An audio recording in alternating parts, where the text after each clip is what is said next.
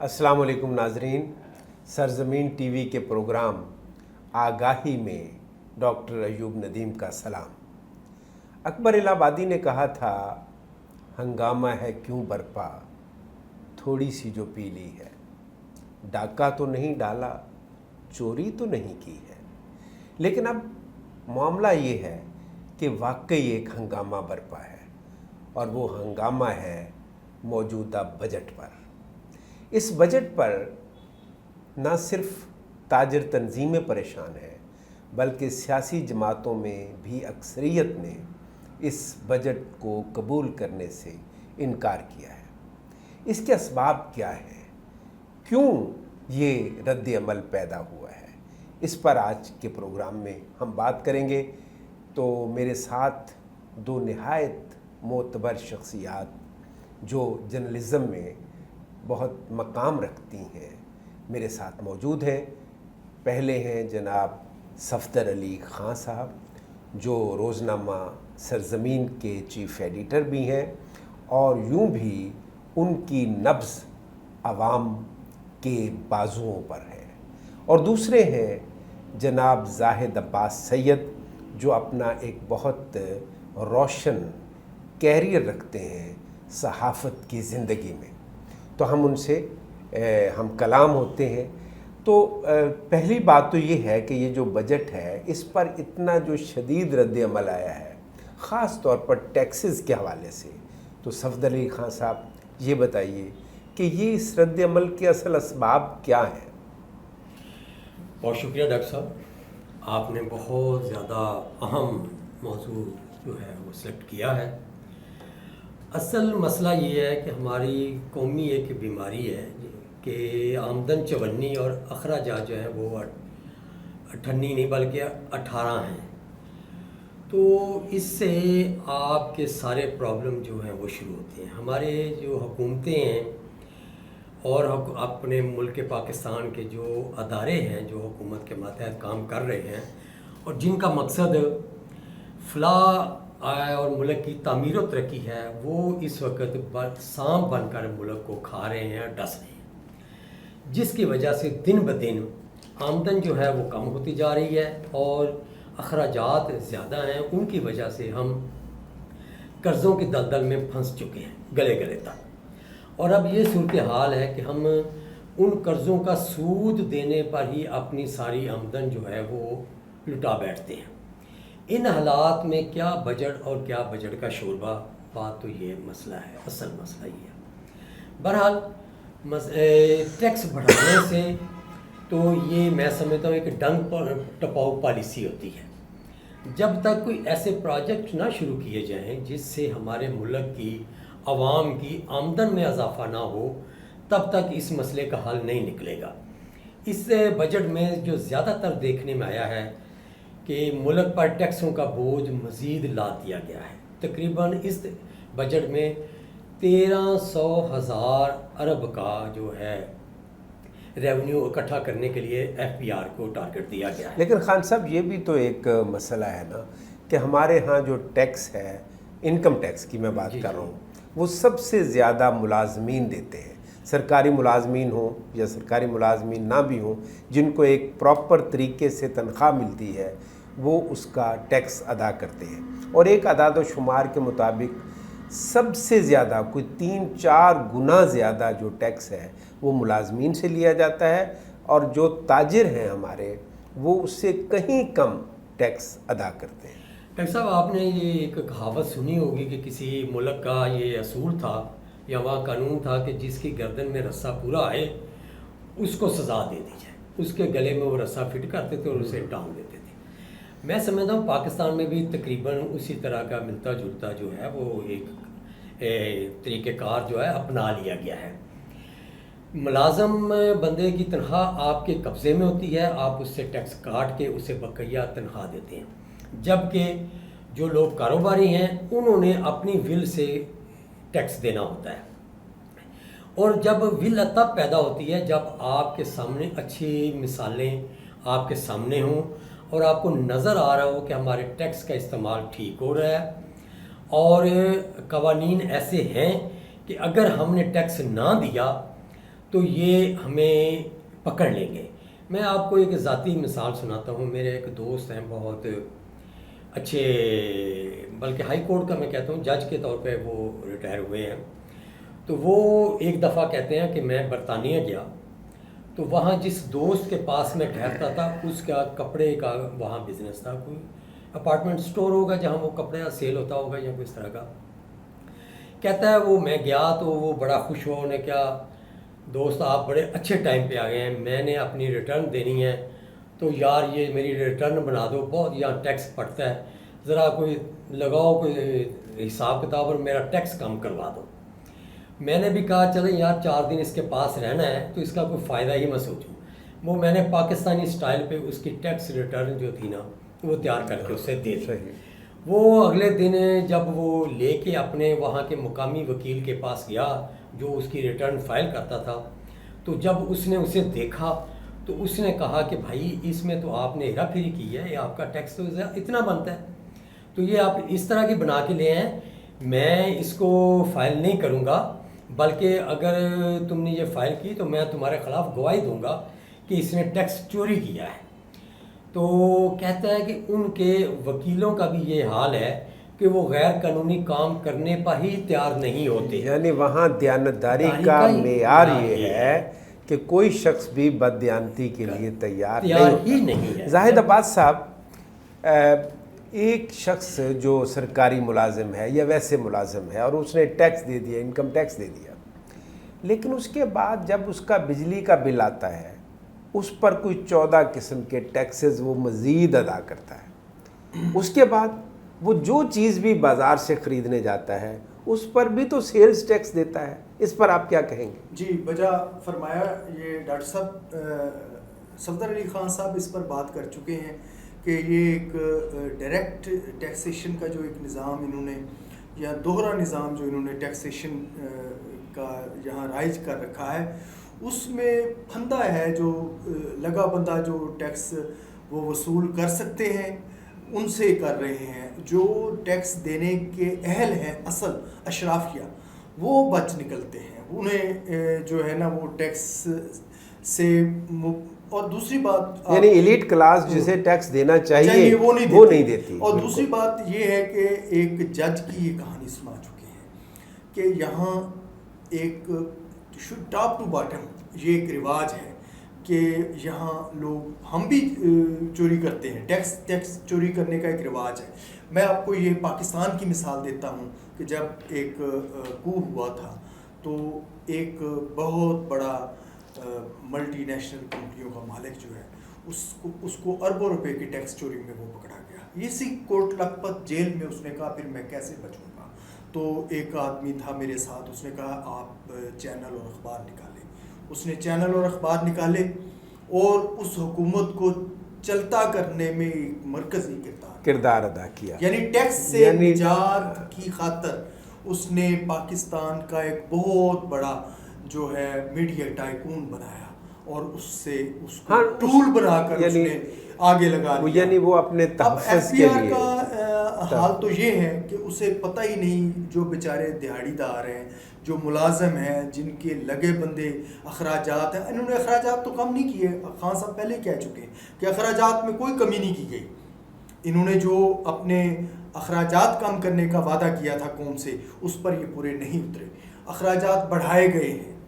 Taxation جو ہے وہ انہی پر دوبارہ دوہرے سے بھی زیادہ ٹیکس لگا کر انہی کی گردن پر پھندا ڈال کر. شاہ صاحب لطف کی بات یہ ہے جی کہ پی ایم سیکریٹریٹ، پارلیمنٹ، سب کے اخراجات میں اضافہ کیا گیا اور اس کے ساتھ اب تازہ ترین ایک صورتحال یہ ہے کہ جو ایڈوکیٹ جنرل پنجاب ہیں ان کی بھی تنخواہ اور الاؤنسز میں اضافہ کر دیا گیا. ظاہر ہے وزیر اعظم نے بڑا اچھا اقدام کیا ہے 2-3 محکمے ختم کر کے.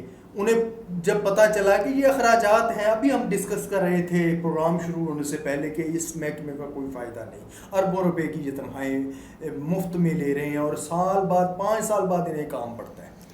5 سال یہ بیٹھے گھر بیٹھے تنخواہیں لیتے رہتے ہیں. ٹیکسز وہ جو ہے وہ شعبے محکمے ختم کرنا ایک اپنا پہلو ہے، ہاں، لیکن جب محکمے ختم کیے جاتے ہیں تو اس کے بدلے میں کئی ہم نے سفید ہاتھی پالے ہوئے ہیں، وہ سارے اخراجات ہم ان کو ادا کر دیتے ہیں، وہ پیسہ ان پر لگا دیتے ہیں۔ پروٹوکول کا اور گاڑیوں کا اور یہ جو ٹیکسیشن کا جو رواج ہے یہ صرف ان پر ڈالا گیا ہے۔ دیکھیے نا، ہمارے لیے عوام کے لیے شاہ صاحب معذرت کے ساتھ، عوام کے لیے جو چیزیں مہنگی ہیں وہ کون سی ہیں؟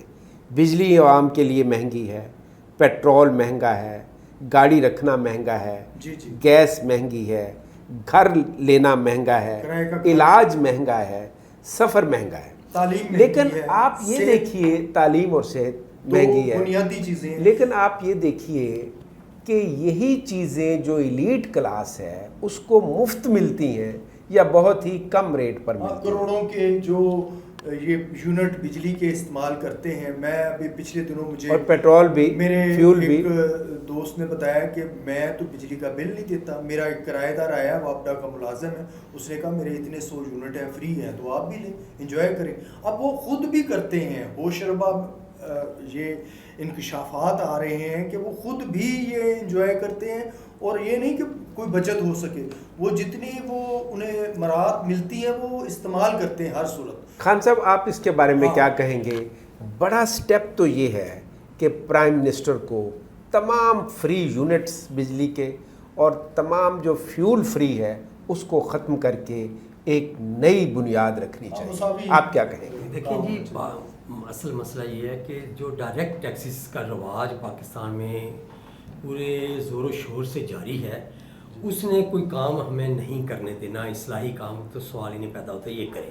اس کی وجہ یہ کیا ہے کہ جو غریب سے غریب ترین شخص ہے وہ جب بھی کوئی چیز خریدتا ہے، وہ ایک ماچس کی تیلی بھی جب جلاتا ہے، ایک فون کال کرتا ہے، وہ کہیں ٹریول کرتا ہے، کچھ بھی کرتا ہے، اور اس کے گھر میں کھانا پکنے کے بھی لالے ہیں، وہ بھی ٹیکس ڈائریکٹ سسٹم میں کی وجہ سے ٹیکس دے رہا ہے، جبکہ اس کے مقابلے میں جو اشرافیہ ہے جن کی لاکھوں میں تنخواہیں ہیں، وہ ان کو آپ دیکھ لیں الاؤنسز کے نام پر بجلی، پیٹرول، گیس، چوکیدار، مالی، خانسامے، پروٹوکول کے لیے گاڑیاں، کام کرنے کے لیے، دفتری کام کرنے کے لیے اسٹینو، یہ تمام سہولتیں ان کو حاصل ہیں، جبکہ دنیا میں ایسا بالکل نہیں ہے۔ جو فیلڈ میں ملازمت کرتے ہیں ان کے بینیفٹس زیادہ ہوتے ہیں، جو آفسز میں کام کرتے ہیں ان کے بینیفٹس کم ہوتے ہیں جی۔ لیکن پاکستان میں چونکہ ہر کام ہی الٹی گنگا بہتی ہے یہاں،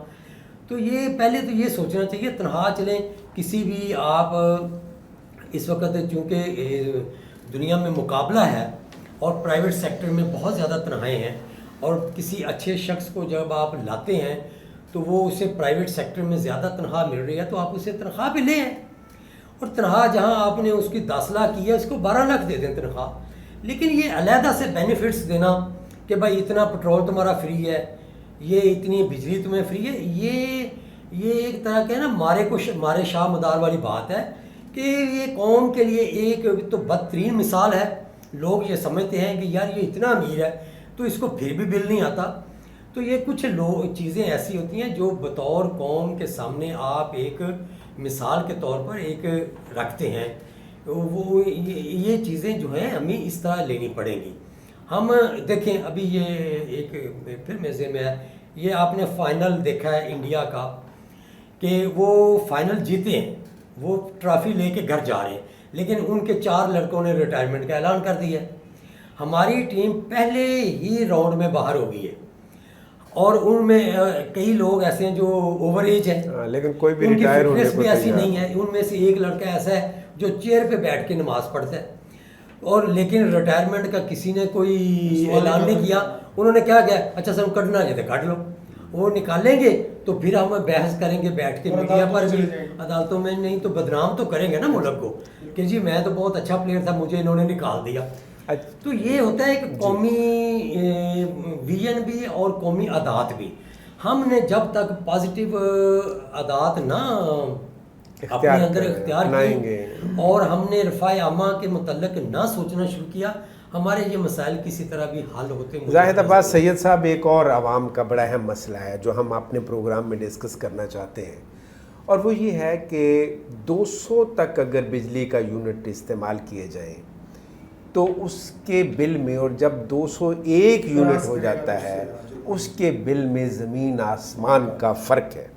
مثلا میرے سامنے کچھ فگرز موجود ہیں کہ اگر 200 سے کم یونٹ ہیں یا 200 تک ہیں تو بل آتا ہے بجلی کا 3600 روپے، 3600. اور جب 201 یونٹ ہو جاتا ہے، یعنی یونٹ آپ کا ایک بڑا ہے لیکن بل آپ کا پہنچ جاتا ہے تقریباً 9000 پر. یہ کتنا بڑا ظلم ہے، اس کے بارے میں جی آپ بجائے یہ ایک ایسا پورا مالیاتی نظام ہمارا جو ہے پاکستان کا، وہ میں سمجھتا ہوں کہ بد انتظامی اور درہم برہم ہے. کیا اس میں بدنیتی نہیں ہے؟ بدنیتی بھی کہہ سکتے ہیں، کیونکہ دیکھیں آپ ان کی گوروں کی اور اپنی قدروں کا مقابلہ کر کے دیکھ لیں. ہمارے ہاں کوئی بندہ ایج فیکٹر میں اس عمر پہ وہ پہنچ کے کنفیس نہیں کرتا، اپنے پرانے گناہوں کا اعتراف نہیں کرتا. وہاں ہر روز کوئی نہ کوئی تھانے پہنچ کے، پولیس اسٹیشن پہنچ کے بتاتا ہے کہ میں نے یہ غلطی کی تھی، میں نے یہ ٹیکس چوری کیا تھا، میں نے یہ کام کیا تھا. یہاں پورے معاشرے میں ایسا رواج نہیں ہے. یہ ایک انداز ہے. اور دوسرا یہ، میں آرزو لکھنوی نے جو کئی سو سال پہلے کہا تھا کہ پاکستان کے بارے میں ہی، وہ میں سمجھتا ہوں مالیاتی نظام کے حوالے سے، کہ یہاں درہم برہم نظام ہے مالیاتی، اور اچھا کام جو کرنے والا ہے اس کی کوئی قدر نہیں. اور اس کا وہ شعر جو ہے وہ اس کا میں پیش کروں گا کہ آرزو اس اندھیر نگر میں دن کا رات ہے رات کا دن. آرزو اس اندھیر نگر میں دن کی رات ہے رات کا دن، کھوٹے دام کھرے سونے کے اچھا کام نکما پھل.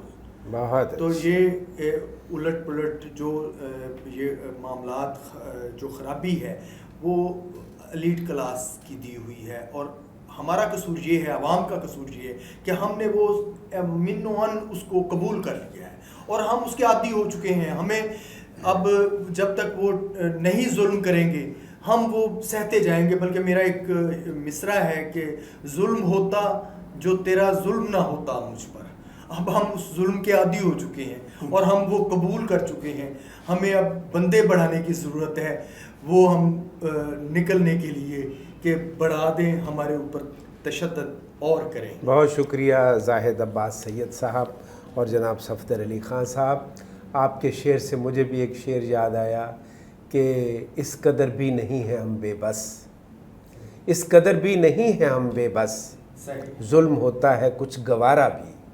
تو ہم گوارا بھی کر رہے ہیں، لیکن میں نہایت ادب سے، ہم ڈاکٹر صاحب سوری میں آپ کی بات کر رہا ہوں، کسی بھی وقت اپنی قوم کی ہم اصلاح کر سکتے ہیں اگر ہماری نیت ٹھیک ہو جائے. تو ابھی بھی ہمارے ملک میں اللہ تعالیٰ کی دی ہوئی ہر نعمت موجود ہے، صرف ہم اپنی نیت نہیں ٹھیک کریں. اللہ نے ہمیں بہت سے وسائل سے اور بہت سی نعمتوں سے نوازا ہے، اس میں کوئی شک نہیں. لیکن میں دست بستہ گزارش کروں گا وزیر اعظم پاکستان سے، وزیر توانائی سے، کہ یہ جو گیپ ہے بجلی کا اس کو کم کیا جائے. اس پر لوگ تڑپ رہے ہیں کہ 200 سے 201 یونٹ ہوتے ہی بجلی کا بل کہاں سے کہاں پہنچ جاتا ہے. اور لوگوں پر لگے ہوئے ٹیکسز پر از سر نو غور کریں. ہم جو کہتے ہیں وہ عوام کی بھلائی کے لیے کہتے ہیں، اور آپ کے سامنے اگر نہیں کہیں گے تو پھر کس سے کہیں گے.